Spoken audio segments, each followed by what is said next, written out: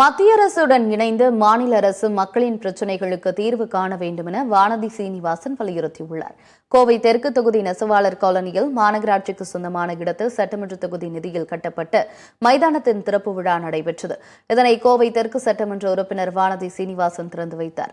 பின்னர் செய்தியாளர்களை சந்தித்த அவர் காலநிலை மாற்றத்தினால் புயல், வெள்ளம் போன்ற பாதிப்புகள் ஏற்பட்டதாகவும் அதற்கு முன்னெச்சரிக்கை நடவடிக்கையை நாம் மேற்கொள்ளவில்லை என்றும் கூறினார்.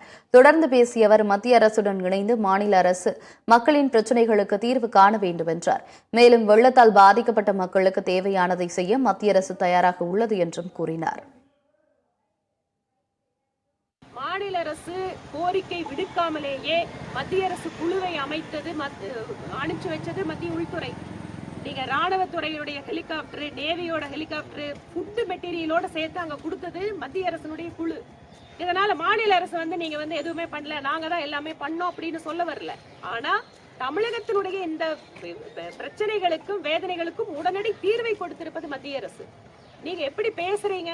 பொதுவெளியில ஒரு பொறுப்புகள் இருக்கக்கூடிய அமைச்சர் எப்படி பேசுறீங்க? உங்களோட பேச்சுக்கள் எப்படி இருக்கு? நீங்க இணக்கமா செயல்பட்டு மக்களோட கஷ்டத்தை குறைக்க போறீங்களா, இல்ல உங்களோட ஈகோ பிரச்சனையில மக்களை துயர்படுத்த போறீங்களா? எது உங்களுக்கு முக்கியம்?